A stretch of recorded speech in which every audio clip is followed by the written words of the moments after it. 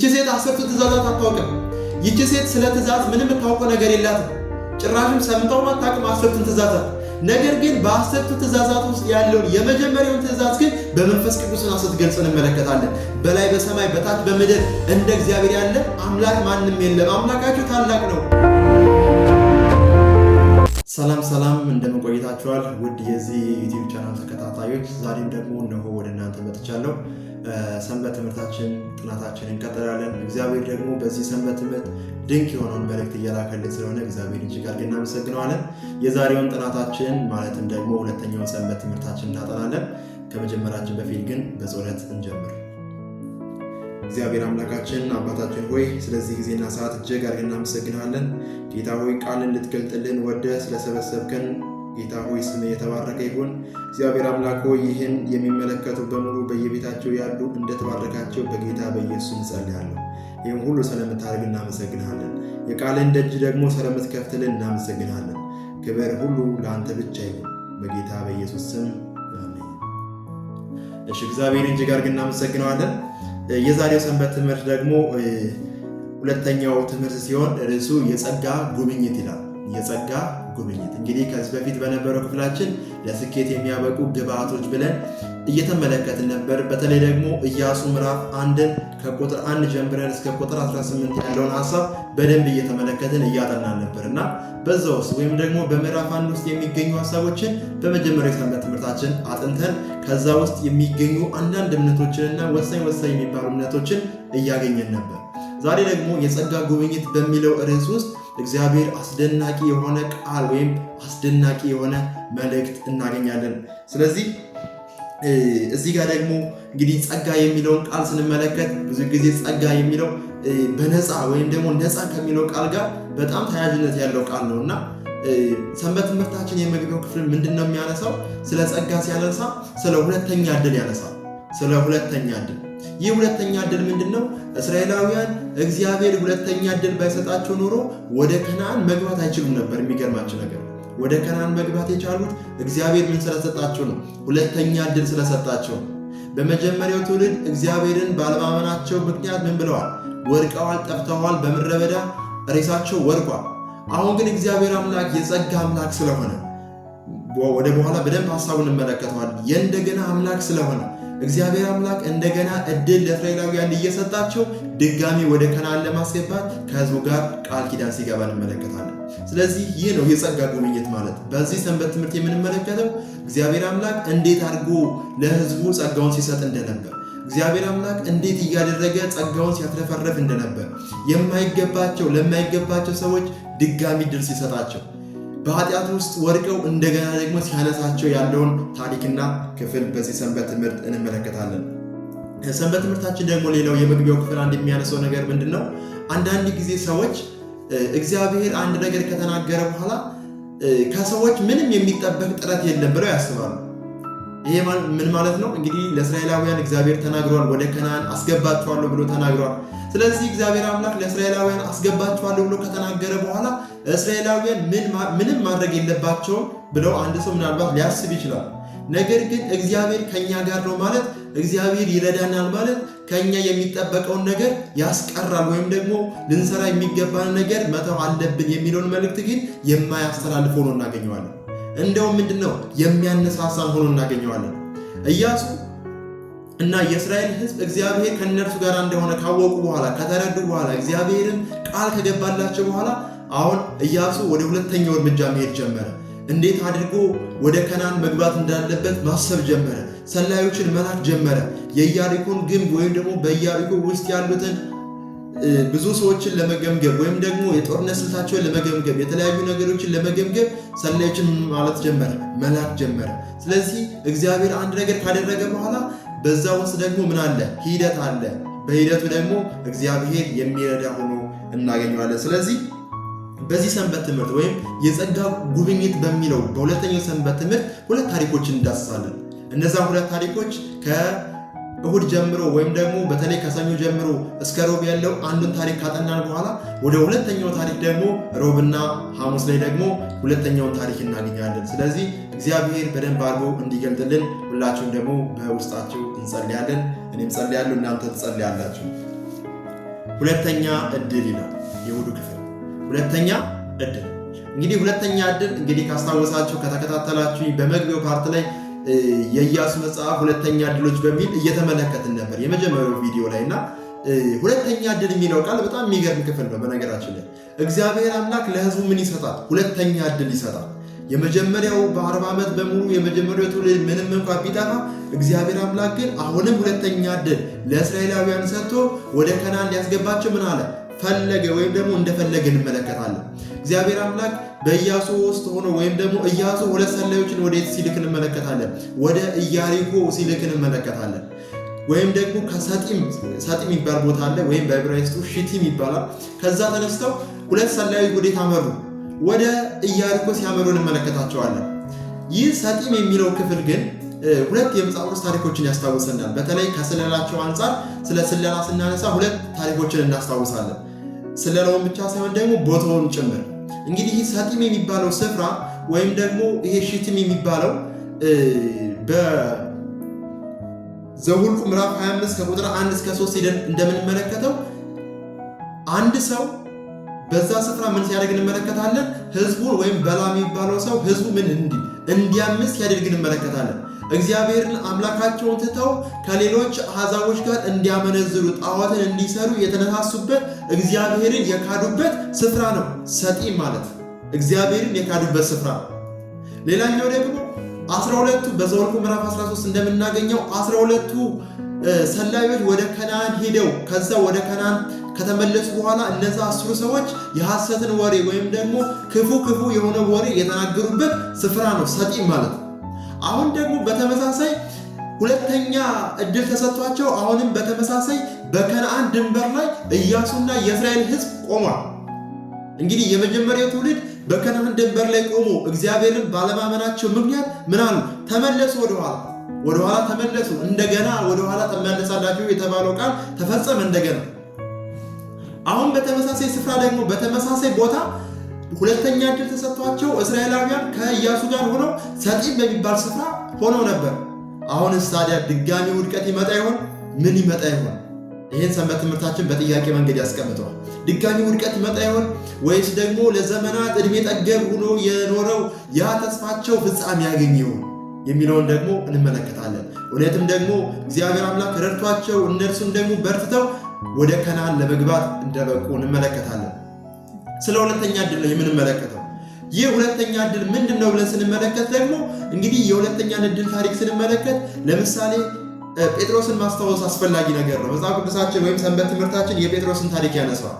ጴጥሮስ ሁለተኛ እድል ባይሰጠው ኖሮ እግዚአብሔርን ወይም ኢየሱስ ክርስቶስን እንደዛ ክዶ ሁለተኛ እድል ባይሰጠው ኖሮ ዛሬ ጴጥሮስ የሚባለውን ሰው ከይሁዳ እንደ አንዱ ሆኖ ወይም ደግሞ እንደ ሞተ ሰው አድርገን እንቆጥሮ ነበር።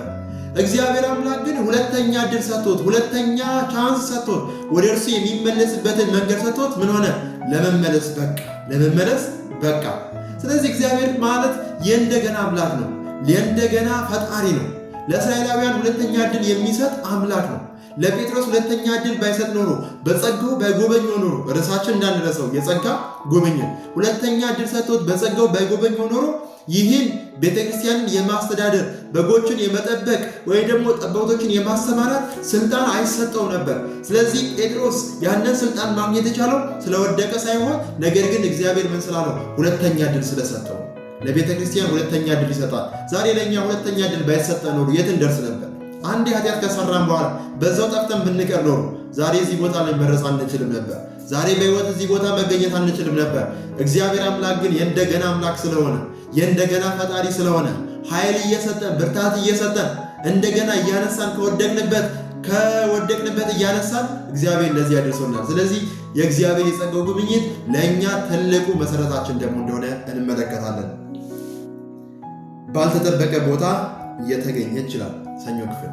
ባልተጠበቀ ቦታ የተገኘች እንግዲህ እሑዱ መግቢያው ላይ ለመናገር እንደሞከርኩት ኢያሱ ሁለት ሰላዮችን ወዴት ልኳል? ወደ ኢያሪኮ በውስጧ ያሉትን የጦር ሰራዊት ለመገምገም በውስጡ ያለውን ሁኔታ ሁሉ ለመገምገም ሁለት ሰላዮች ወዴት ልኳል? ወደ ኢያሪኮ ልኳል። ነገር ግን ወደ ኢያሪኮ ከሄዱ በኋላ እነዛ ሁለት ሰላዮች ወሬው ዝናቸው በዛ አካባቢ ስለወጣ ወደ አንዲት ወይም ደግሞ ረዓብ ወደ ምትባል ቤት ሲገቡ እንመለከታለን። ከዛ በኋላ እነዛ ሰዎችም ወደ ረሃብ ቤት በመምጣት አሳዳጆች መጥተው ረሃብን እነዚህ የገቡትን አውጫቸው በሚሉበት ሰዓት ትልቅ ውሸት ስትዋሽ እንመለከታለን። በፍጹም እዚህ ገብተው ነበር፣ ነገር ግን ወጥተው ሂደዋል፣ በዚህ መንገድ ሂዱ ብላ የተሳሳተ ወይም ውሸት ስትነግራቸው እንመለከታለን። ሰንበት ትምህርታችን ይህን ሀሳብ ሲያነሳ ገና በመጀመሪያው ቃል ላይ በረሃብ ታሪክ ውስጥ ማዕከል ሆኖ የምናገኘው ረሃብ የዋሸችው ውሸት ነው ብሎ ይናገራል። እንግዲህ ረሃብ ማለት በትክክል ምን አድርጋለች? ውሸትን ዋሽታለች። ደግሞ ውሸት ደግሞ ለዛ ሀገር ሰዎች ምናቸውም አይደለም፣ ያን ያክል የሚያስደንቅም አይደለም። ለምን ብንል እነዛ ሰዎች ወይም ደግሞ በከነአን የሚኖሩ ሰዎች ኢያቡሳውያን፣ ፌርዛውያን የሚባሉ በርካታ ሰዎች በኃጢአት ውስጥ ምን ያህል ናቸው? የተዘፈቁ ናቸው። እግዚአብሔር አምላክም ተናግሯል። በተለያየ ስፍራ በኃጢአታቸው ምን ያህል ሰዎች ናቸው? እነዚህ በጣም በኃጢአት የተዘፈቁ ሰዎች ናቸው። እድል ተሰጥቷቸውም ብዙ ዘመናት ተሰጥቷቸውም ያልተመለሱ ሰዎች ናቸው። ነገር ግን እቺ ሴት አሁን ምን ብላለች? ዋሽታለች። ከዛ በኋላ ሰንበት ትምህርታችን እጅግ ቁልፍ የሆነ ነገር ያነሳል። እንግዲህ ስለ ውሸት ያነሳል።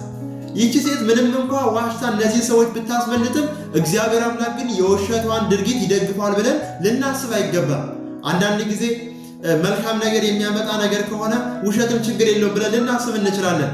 አንዳንድ ጊዜ ሰዎችን ለማስታረቅ ውሸት ችግር የለውም፣ ዋሽተን ብናስታርቅም ዋናው የመጨረሻው ነው ብለን ልናስብ እንችላለን። ነገር ግን እንደዛ አይደለም። የትኛውም የመጽሐፍ ቅዱስ ክፍል ከዘፍጥረት ጀምረን እስከ ራዕይ ብንመለከት ውሸትን ሲያበረታታ አንመለከትም።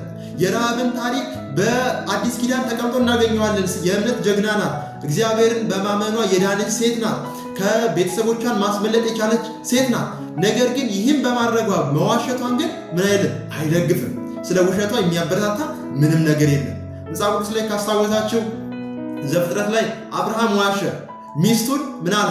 እህቴ ናት ብሎ እንዳትወሰድበት ወይም እሱ እንዳይሞት በመፍራት ሚስቱን ምን አለ? እህቴ ናት ብሎ ዋሸ። በውሸቱ ግን እግዚአብሔር ተደሰተ እንዴ? አልተደሰተም።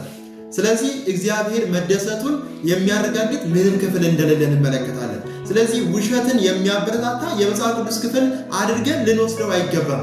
አንዳንድ ጊዜ አንዳንድ ሀሳቦችን ለራሳችን እንዲመችን አድርገን የምንወስድበት ሁኔታ አለ። ይሄን ተጠቅመን በቃ ውሸት አስፈላጊ ነው ብለን ወደምንደርስበት ድምዳሜ መሄድ የለብንም። ውሸት ለዘላለም ውሸት ነው። የሐሰት አባት ሰይጣን ነው። ስለዚህ ውሸት አስፈላጊ እንዳልሆነ እንመለከታለን። ግን ታዲያ ባፋሽ ኖሮ ምን ማድረግ ነበረባት ብለን ደግሞ ልናስብ እንችላለን። እኛ እናውቅም፣ የተጻፈ ነገር የለም። አንዴ ዋሽታለች፣ የሆነው ነገር ደግሞ ሆኗል። ግን እግዚአብሔር የራሱ የሆነ መንገድ ደግሞ እንዳለው ልንረሳ ደግሞ አይገባንም። ይሄን ታሪክ ልናውቅ ያስፈልጋል። እና ይቺ ባልተጠበቀ ቦታ የተገኘችው ረዓብ እግዚአብሔርን ስታምን እንመለከታለን። ካላመኑት ውስጥ በዛ ስፍራ እኮ በርካቶች አላመኑ ነበር። ነገር ግን ይቺ ምን ስትል እናያለን? ስታምን፣ በእግዚአብሔር ላይ ስታምን፣ እምነቷን ስታሳርፍ እንመለከታለን። እንደው ምን ብላ ተናገረች? ኢያሱ ምዕራፍ 2 ቁጥር 11 ላይ አምላካቸው እግዚአብሔር በላይ በሰማይ በታችም በምድር እርሱ አምላክ ነው ብላ አወጀች። በጣም የሚገርም ነው። ባልተጠበቀ ስፍራ፣ በከነዓን ስፍራ፣ እግዚአብሔርን በማይፈራ ሕዝብ መካከል፣ እግዚአብሔርን በማይፈራ ትውልድ መካከል እግዚአብሔር ምንድነው አለች? የበላይ አምላክ ነው ብላ ተናገረች። እግዚአብሔር በላይ በሰማይ በታች በምድር እንደርሱ ያለ ማንም የለም ብላ ተናገረች። ይሄን ክፍል እንግዲህ ተመልከቱ። ይቺ ሴት ማለት እኮ ሰገነት የነበራት ሴት ናት። እምነቷ አረማዊ ነበር። ሰገናት ነበረባት፣ ወይ ደግሞ በእሷ ሰገነት ላይ ጣዖት ሁሉ ይሰዋ ነበር። ጣዖት በሚሰዋበት ስፍራ፣ በኃጢአት በረከሰ ስፍራ ግን እንደዚህ አይነት እምነት ማግኘት በጣም ትልቅ ነገር ነው። ይቺ ሴት ምናለች? አመነች። የሚገርማችሁ ይህን ቃል እሷ የተናገራችውን ቃል ስንመለከት እግዚአብሔር አምላክ በዘጸአት ምዕራፍ 20 ከቁጥር 1 እስከ 3 ጀምረን ስንመለከት ስለ 10ቱ ትእዛዛት ከተናገረው ጋር የሚመሳሰል ነው። በላይ በሰማይ በታች በምድር ካለው ለአንተ በማናቸው ምሳሌ አታድርግ፣ እግዚአብሔር ብቻ ነው የሚመለክ ብሎ የተናገረበትን ክፍል በቀጥታ ያስተጋባች ሴት ናት ይቺ ሴት። ይቺ ሴት 10ቱ ትእዛዛት አታውቅም። ይቺ ሴት ስለ ትእዛዝ ምንም የምታውቀው ነገር የላትም። ጭራሽም ሰምተው አታውቅም 10ቱን ትእዛዛት። ነገር ግን በ10ቱ ትእዛዛት ውስጥ ያለውን የመጀመሪያውን ትእዛዝ ግን በመንፈስ ቅዱስና ስትገልጽ እንመለከታለን። በላይ በሰማይ በታች በምድር እንደ እግዚአብሔር ያለ አምላክ ማንም የለም፣ አምላካችሁ ታላቅ ነው ብላ ስታወጅ እንመለከታለን። አመነች። እምነቷም ደግሞ ሲያድናት እንመለከታለን። ስለዚህ የረዓብ እምነት ከጥፋት ሲያድናት እንመለከታለን። ምርጫ ነበራት። ወይ እግዚአብሔርን አምኖ መዳን፣ ወይ ደግሞ እግዚአብሔርን ባለማመን ከሚጠፉት ሕዝቦች ጋር ምን ማለት መጥፋት። እሷ ግን ምርጫዋን ምን አደረገች? ባልተጠበቀ ስፍራ ብትገኝም ነገር ግን እግዚአብሔርን መርጣ ሕይወቷን የራሷን ብቻ አይደለም፣ በነገራችን ላይ የቤተሰቦቿን ሕይወት ሁሉ ያስመለጠች ጀግና ሴት ሆና እናገኛታለን። ባልተጠበቀ ስፍራ እየተገኘች እግዚአብሔርን እጅግ አድርገን እናመሰግነዋለን። ባልተጠበቀ ስፍራ እግዚአብሔር ምን አሉት? ሰዎች አሉት። ኢየሱስ ክርስቶስ ታስታውሳላችሁ መጽሐፍ ቅዱሳችን ላይ እንደዚህ ያለ እምነት በእስራኤል አላየሁም ብሎ የተናገረበት ክፍል አለ። እንደዚህ ያለ እምነት በቤቴ ጣሪያ መግባት አይገባም አለ ያ መቶ አለቃ። ወደ ቤቴ መግባት አይገባም፣ ቃል ብቻ ተናገር ልጄ ይፈወሳል ባለበት ብሎ ሲናገር በእስራኤል እንደዚህ ያለ እምነት ራሱ አግኝቼ አላውቅም ብሎ ተናገረ። እግዚአብሔር ባልተጠበቀ ስፍራ ምን አለው? ሰው አለው። ባልተጠበቀ ስፍራ ሰዎችን ያገኛል። እግዚአብሔር እጅግ አድርገን እናመሰግነዋለን። አዲስ መሐላ ይላል ማክሰኞ ክፍል፣ አዲስ መሐላ። እዚህ ክፍል ላይ ደግሞ ተመሳሳይ ታሪክ ነው። አሁን ከታሪኩ አልወጣም እንግዲህ እስከ ረቡዕ ተመሳሳይ ታሪክ ነው የምናይ ብያቸዋለሁ አይደል? ስለዚህ አሁን ይሄ አዲስ መሐላ ደግሞ ይቺ ሴት ወይም ረዓብ የምትባለው ጋለሞታ ምንድን ያደረገችው? ለእነዚህ ሰዎች ቸርነትን ካደረገች በኋላ ሕይወታቸው እንዲተርፍ ካደረገች በኋላ ሚስጥራዊ በሆነ መንገድ ወጥተው እንዲሄዱ ካደረገች በኋላ አንድ ቃል ስትናገር እንመለከታለን። እኔ እንዳደረግኩላችሁ ቸርነት እናንተን ደግሞ ቸርነት መልሱልኝ ብላ ጠየቀቻቸው። ይህ ምን ማለት ነው? ከተማዋ ልትወድም ነው። ስለዚህ ምን ማለት ነው? እኔንና ቤተሰቦቼን የአባቴን ቤተሰቦች አስመልጡን የሚል ተማጽኖ ነበር ያቀረበችው። ይህ ደግሞ በዕብራይስጡ ቼሴድ የሚል ቃል ኖሮ እናገኘዋለን። ቼሴድ ማለት የፍቅር ወይም ደግሞ ከፍቅር የሚመነጭ ደግነት፣ ከመልካም የሚመነጭ ደግነት። መልካም ስለተደረገላት እሷ ምን እንድታደርግ እነሱ ምን እንዲያደርጉ? መልካም እንዲያደርጉላት ቼሴድ የሚለው ቃል እንመለከታለን። ይህ ቼሴድ የሚለው ቃል ደግሞ እግዚአብሔር በዘዳግም ምዕራፍ 7 ላይ በተመሳሳይ ሲጠቀሙ እንመለከታለን። ትእዛዛትን እንዲጠብቁ ቸርነትን እነሱ ትእዛዝን የሚጠብቁ ከሆነ የእግዚአብሔርን ፍርድ የሚጠብቁ ከሆነ እግዚአብሔር ደግሞ በምትኩ ለአባቶቻቸው የማለላቸውን ቃል እንደሚፈጽምላቸው ሲናገር ቼሴድ የሚለውን ቃል ሲጠቀም እንመለከታለን። ደግሞ ይህ ብቻ አይደለም የሚያስደንቀው። በዚሁ ክፍል በዘዳግም ምዕራፍ 7 ላይ እግዚአብሔር አምላክ ስለ ከነዓን ሲናገር ወይም ደግሞ በከነዓን ስለሚኖሩ ሕዝቦች ሲናገር የከነዓንን ሕዝቦች ጨርሳችሁ ታጠፋላችሁ እያለ ሲናገር ነበር። በከነዓን ላይ እርግማንን ሲያመጣ ወይም እርግማንን ሲናገር ነበር። በእርግማን ስር የነበረችው ረዓብ ግን እምነት አሳይታ ምን ስትል እንመለከታታለን? ስትድን እንመለከታለን። በእርግማን ስር የነበረችው፣ በኃጢአት ስር የነበረችው፣ ባልተጠበቀ ስፍራ የተገኘችው በዚህ ምክንያት ድነትን ስታገኝ እንመለከታለን። ከዛ በኋላ እነዛን ሰዎች ካስመለጠች በኋላ እነዛ ሁለት ሰላዮች አንድ ቃል ተናግረዋት ነበር። ለዚች ሴት ምንድን ነበር ያሏት? እኛ ከመሐላው ንጹህ እንሆናለን። ምን ከሆነ እኛ እችን ከተማን ለማጥፋት በምንመጣበት ሰዓት በመስኮት ባወጣሽን በዚህ ቀይ ፈትል በመስኮቱ ላይ ታንጠለጥያዋለች ብሎ ሲናገሯት እንመለከታለን። ረዓብ እነዛን ሰዎች ስታስመልጥ በመስኮት በኩል በቀይ ፈትል ነበር ያወረደቻቸው። ስለዚህ እኛ ተመልሰን ስንመጣ ይህን ቀይ ፈትል በዚህ መስኮት አንጠልጥዩ ብሎ ሲናገሩ እንመለከታቸዋለን። ነገር ግን ካላንጠለጠልሽ ከመሐላው ምንድነን? ንጹህ ነን። አንድ ቃል እንመለከታለን። ይህም ብቻ አይደለም ያሉት። ሲቀጥል ደግሞ እኛ ልናጠፋ በምንመጣበት ሰዓት ይህን ካደረግሽ በኋላ ቤተሰቦችሽን የአባትሽን ቤተሰቦች በሙሉ ሰብስበሽ ቤት መኖር አለብሽ፣ በቤት ውስጥ ማስቀመጥ አለብሽ ብለው ሲናገሩ እንመለከታለን። ሁለተኛው ትእዛዝ። ሲቀጥል ደግሞ ይህን ነገር ለማንም እንዳትናገሪ፣ ለማንም ከተናገርሽ፣ ለሰው ከተናገርሽ ከመሐላው ምን እንሆናለን? ንጹህ እንሆናለን ብለው ሲናገሩ እንመለከታለን።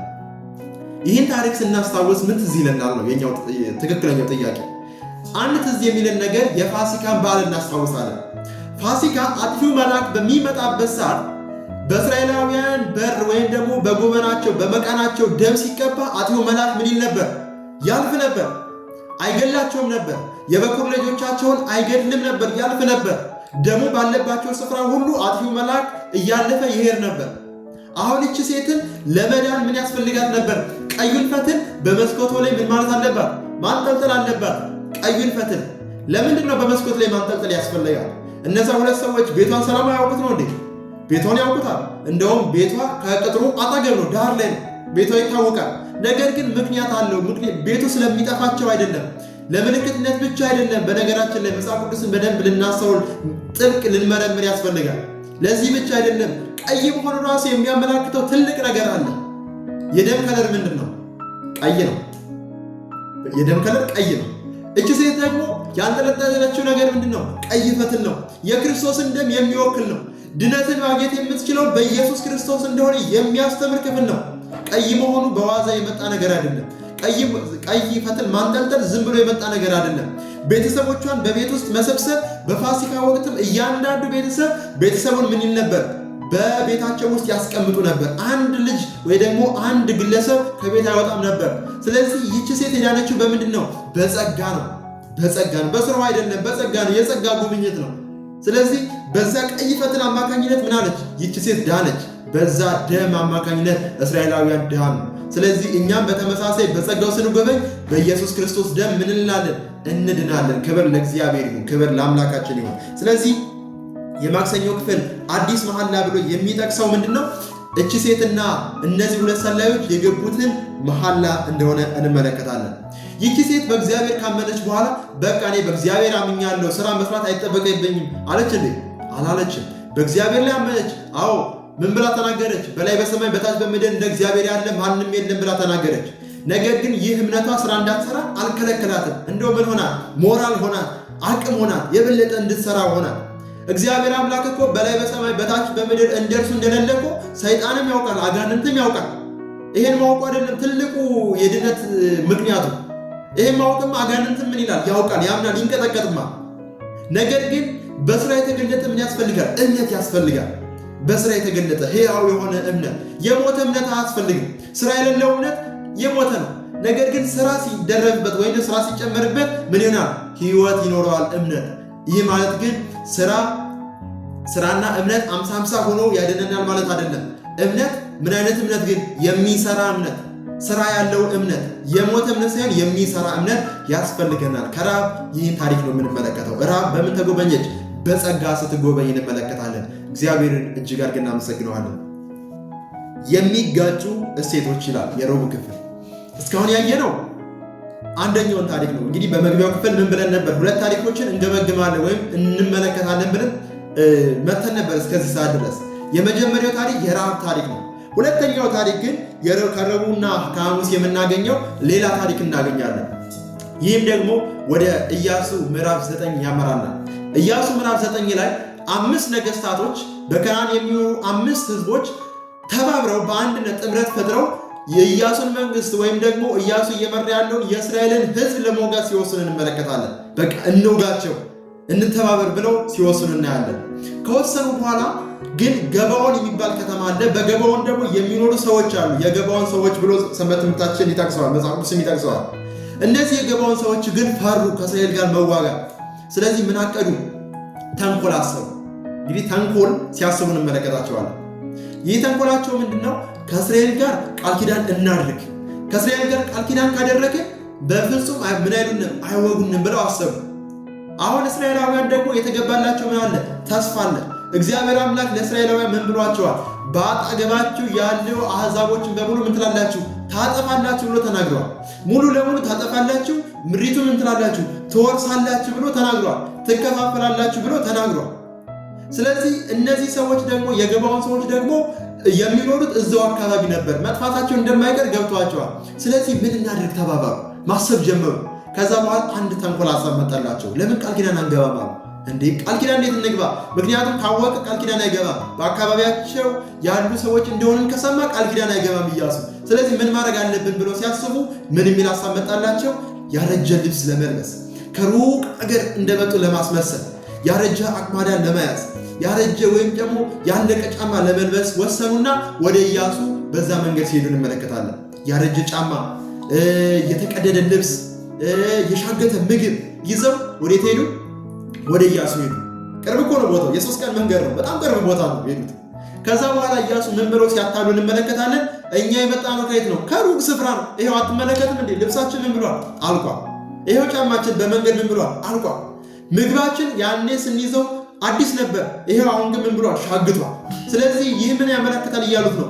ከሩቅ አገር ነው የመጣነው። ስለዚህ ከኛ ጋር ቃል ኪዳን እንግባ፣ ከእናንተ ጋር ቃል ኪዳን መግባት እንፈልጋለን። አምላካችሁ ታላቅ አምላክ ነው፣ ሰምተናል። በወግ ላይ ወይም ደግሞ በባሳን ንጉሥ በአግ ላይ ያደረገውን ሁሉ ሰምተናል። አምላካችሁ ድንቅ ነው። ከግብፅ እንዴት እንዳወጣችሁ እናውቃለን። ስለዚህ ይህን ዝናችሁን ሰምተን ነው የመጣ ነው። ስለዚህ ከእናንተ ጋር ቃል ኪዳን እንፈልጋለን አሉ። ኢያሱ ጠየቃቸው። ግን እኮ በአካባቢያችን ካላችሁ እኮ ግን ቃል ኪዳን ማድረግ አልችልም አላቸው። ለምን? በአካባቢያቸው ካሉ ግዴታ የእግዚአብሔር ትእዛዝ መፈጸም ስላለባቸው ምን ማድረግ አለባቸው? ጨርሰው መግደል አለባቸው። ጨርሰው ማባረር አለባቸው። መውረስ አለባቸው። አረ እኛ ቅርብ አይደለንም አሉ እነዚህ የገባዖን ሰዎች። እኛ ሩቅ ሆነን የመጣነው ጫማችን ተመልከተው እንጂ ይሄው እኮ ማስረጃ ብለው አሳዩ። መጽሐፍ ቅዱስ ምን ብሎ ይናገራል? እግዚአብሔርንም አልጠየቁም ይላል። እግዚአብሔርን አልጠየቀም። ቀጥታ ኢያሱ ምንድን ነው ያደረገው? ቃል ኪዳን ከእነዚህ ሰዎች ጋር ገባ። ቃል ኪዳን ገባ እግዚአብሔርን ሳይጠይቅ። ተመልከቱ እንግዲህ እግዚአብሔርን ሳይጠይቅ ቃል ኪዳን ሲገባ እንመለከታለን። የሚገርማችሁ ኢያሱ ምዕራፍ 9 ከቁጥር 1 እስከ ቁጥር 20 እንድታነቡት በትህትና እጠይቃችኋለሁ። ምክንያቱም በጣም ትምህርት እናገኝበታለን። እዛ ክፍል ላይ ምንድን ነው የምናገኘው? ኢያሱ ከ3 ቀን በኋላ ወይ ደግሞ እስራኤላውያን ከ3 ቀን በኋላ ሲጓዙ ሰሙ። ለካ ተታለው ነበር። ለካ ተሸውለው ነበር። ለካ እነዚያ የገባዖን ሰዎች በአካባቢያቸው ይኖሩ የነበሩ ሰዎች ናቸው። ኢያሱ ወይም ደግሞ የእስራኤል ሕዝብ እነዛን የገባዖንን ሰዎች ለመውጋት አሰቡ። ነገር ግን ምን አድርገዋል? አሁን ቃል ኪዳን ገብተዋል። ቃል ኪዳናቸውን ደግሞ ማፍረስ አይችሉም። የተገቡ ቃል ኪዳን በሕያው በእግዚአብሔር ስም ስለሆነ ወይም ደግሞ በእግዚአብሔር ስም ስለነበር ቃል ኪዳናቸው ማፍረስ አይችሉም ነበር። ስለዚህ እነዚያ የገባዖን ሰዎች ምናሉ አመለጡ። እግዚአብሔር አምላክ እኮ ጨርሳችሁ ምድሪቱን ትወርሳላችሁ፣ ጨርሳችሁ ትወርሳላችሁ፣ ትገላላችሁ፣ ሙሉ ምድሪቱን ትቆጣጠራላችሁ ብሎ ቃል ኪዳን ነግሯቸው ነበር። አሁን ግን እነሱ እግዚአብሔርን ባለመጠየቃቸው ምክንያት የእግዚአብሔርን ፍቃድ ባለመጠየቃቸው ምክንያት ምን ሆኑ? ያችን ከተማ ገባዖን የምትባለውን ስፍራ ሳይወርሱ ቀሩ። እግዚአብሔርን ጠይቀው ቢሆን ኖሮ ምን ሊገጥማቸው እንደሚችል አናውቅም። ነገር ግን እግዚአብሔርን አለመጠየቃቸው፣ የእግዚአብሔርን ፍቃድ ኢያሱ አለመጠየቁ ትልቅ ስህተት ሲሰራ እንመለከታለን። ነገር ግን እግዚአብሔር ቅድም እንደተመለከትነው እግዚአብሔር የምን አምላክ ነው? የእንደገና አምላክ ነው። አሁንም ምን የሚሰጥ እድል የሚሰጥ አምላክ ነው። አሁንም እድል እየሰጠ እነዚህ ሰዎች ወደፊት ሲያራምዳቸው እንመለከታለን። ስለዚህ እነዚህ የገባዖን ወይ ደግሞ በዛ ስፍራ የነበሩ ሰዎች በዚህ ምክንያት በተንኮል ምናሉ አመለጡት። ሲያመልጡ እንመለከታቸዋለን። ሌላው ደግሞ ከዚህ ጋር ተያይዞ የሚያነሳው በተለይ ከፍቃድ በጣም የሮቡ ክፍል የሚያነሳው ነገር ምንድነው? የእግዚአብሔርን ፍቃድ እንድንጠይቅ ያስተምረናል። እግዚአብሔር ፍቃዱ ምንድን ነው? አንዳንድ ጊዜ ሁሉ ነገር መልካም አይደለም። ኢያሱ እነዛን ሰዎች ሲመለከት በጣም ቆርቁዘው ያረጀ ዱላ ይዘው ልብሳቸው ያረጀ ሁሉ ነገር ያረጀው ነው ሲመጡ እግዚአብሔር ሳይጠይቅ በራሱ አይምሮ አስበው ምን አደረገ? አይ እነዚህ ይሄ በቃ እውነትም ትክክል ናቸው፣ እውነትም ከሩቅ ሀገር ነው የመጡ ብሎ አሰበ። አንዳንድ ጊዜ ለእኛ መልካም የመሰለን ነገር ትክክል ላይሆን ይችላል። የእግዚአብሔርን ፍቃድ መጠየቅ አለብን። የእግዚአብሔር ፍቃድ ምንድን ነው? ፍቃዱ ምንድን ነው? በእርግጠኝነት ለእግዚአብሔር ወይ ጥያቄውን አቅርቦ ቢሆን ኖሮ እግዚአብሔርን ጠይቆ ቢሆን ኖሮ ከእንደዚህ አይነት ስህተት ምን አይልም ነበር? አይደርስም ነበር፣ አይጋለጥም ነበር። እግዚአብሔርን ባለመጠየቁ ግን ይህን ሲሆንበት እንመለከታለን። ያችን አካባቢ ለዘላለም ሳይወርሱ አትቀሩ። ገባዖንን መውረስ አይችሉም። ለምን? ቃል ኪዳን የተቀመጠ ቃል ኪዳን ስለነበር። ከዚህ ጋር ተያይዞ አስደናቂ ጸጋ ይላል። አስደናቂ ጸጋ፣ የሐሙሱ ክፍል አስደናቂ ጸጋ ነው የሚለው በጣም የሚገርም ነገር ነው። አሁንም ተመሳሳይ ታሪኩን የቅድሙን ታሪክ ነው የሚቀጥለው። እነዚህ ሰዎች በአስደናቂ ጸጋ ሲጎበኙ እንመለከታቸዋለን። እስራኤላውያን ወይ ደግሞ ኢያሱ ምን ብሎ ይናገራል? መጨረሻ ላይ እነዚህን የገባዖንን ሰዎች ከእናንተ ለእግዚአብሔር ቤት እንጨት ቆራጭና ውሃ ቀጂ አይታጣም ብሎ ሲነግራቸው እንመለከታለን። እንደ እርግማን ይመስላል። ከእናንተ ለዘላለም ምን አይታጣም? እንጨት ቆራጭ፣ ለእግዚአብሔር ቤተ መቅደስ እንጨት ቆራጭና ለእግዚአብሔር ቤተ መቅደስ ውሃ አቅራቢ ሁናችሁ ለዘላለም ትኖራላችሁ ብሎ ተናገረ።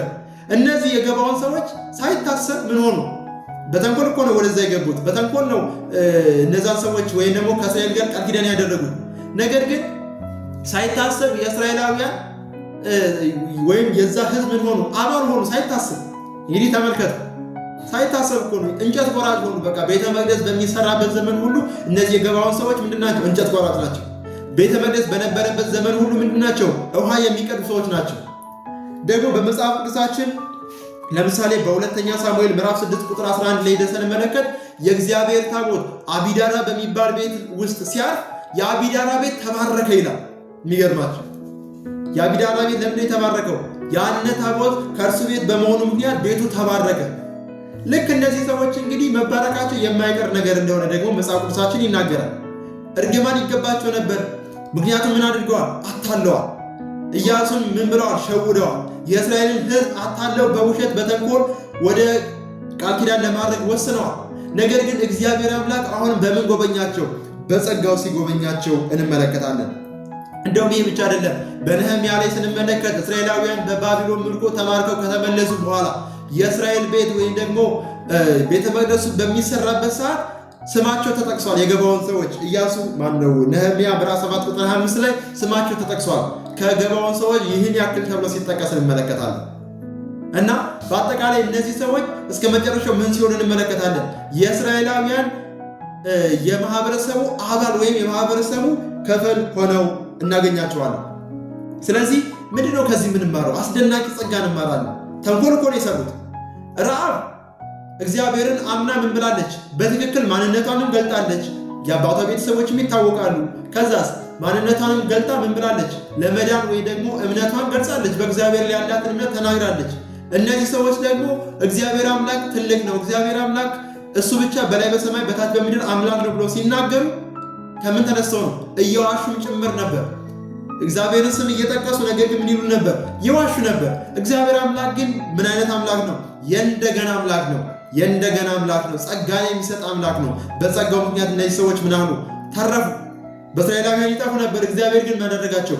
አተረፋቸው። ስለዚህ እግዚአብሔር እንደዚህ ያለ አምላክ እንደሆነ ልናስተውል ያስፈልጋል። ሌላኛው ደግሞ በዚህ ክፍል የመጨረሻው የምንመለከተው እንግዲህ ከነዓናውያን እንዲጠፉ እግዚአብሔር ሲፈልግ እንዲሁ እንዲጠፉ አይደለም የፈለገው። ንስሐ ገብተው ቢመለሱ ኖሮ በነገራችን ላይ ከነዓናውያንን አያጠፋቸውም ነበር። 450 ዓመት በሙሉ ሲሰጣቸው እስራኤላውያን በግብፅ በዛ ባርነት እንዲተዳደሩ ሲያደርጋቸው ገና የአሞራውያን ኃጢአት አልተፈጸመም ብሎ በየት ተናግሮ ነበር? በዘፍጥረት መጽሐፍ ለአብርሃም ተናግሮ ነበር። እግዚአብሔር አምላክ ኃጢአተኛውን ዝም ብሎ የሚቀጣ አምላክ አይደለም። እድል ይሰጣል። ለረዥም ጊዜ እድል ይሰጣል። የከናን ሰዎች ለ450 ዓመታት በሙሉ እድል ተሰጥቷቸዋል። አሁንም ይመለሳሉ ሲል አይመለሱም። ይመለሳሉ ሲል እድል ሲሰጥ አይመለሱም። መጨረሻ ላይ ያጠፋቸው።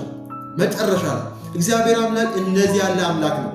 በጸጋ የሚጎበኝ ሁለተኛ እድል የሚሰጥ አምላክ ድንቅ የሆነ ፈጣሪ እንደሆነ እንመለከታለን።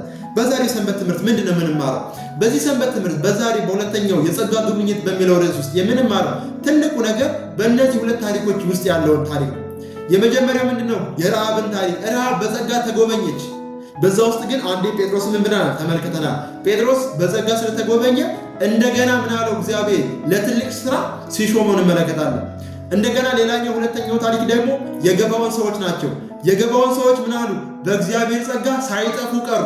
ለዘላለም ምን ሆኑ? ኖሩ። በሰላም ሲኖሩ እንመለከታቸዋለን። በሰላም ኖሩ። እግዚአብሔር አምላካችን እንደዚህ ያለ አምላክ ነው።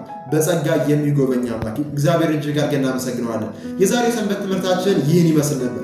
ደግሞ በዚህ ላይ ሀሳብ ካላችሁ ጥያቄም ካላችሁ ደግሞ አሁንም በድጋሚ በኮመንት ላይ እንድታስቀምጡ ጠይቃችኋለሁ። እግዚአብሔር አብዝቶ ይባርካችሁ። ከኔ ጋር እንጸልይና እንጨርሳለን። እግዚአብሔር አምላካችን ሆይ እጅግ አድርገን እናመሰግናለን። በእውነት ጌታ ሆይ ቃልን ስለከፈትክልን፣ ቃልን ስለገለጥክልን፣ ስላስተማርከን እጅግ አድርገን እናመሰግናለን። በቃል ውስጥ ደግሞ ጌታ ሆይ ያገኘነውን እውነት መኖር እንድንችል አንተ አግዘን። በጸጋ እየተጎበኘን ዛሬም ስላለን በፊት እናመሰግናለን። ክብር ሁሉ በሰማይ በምድር ለአንተ ብቻ ይሁን። ይህን ያዳመጡ ሁሉ በየቤታቸው ያሉ ሰላምህ ይብዛላቸው። ስለ ሁሉም ተባረክ። በጌታ በኢየሱስ ስም አሜን።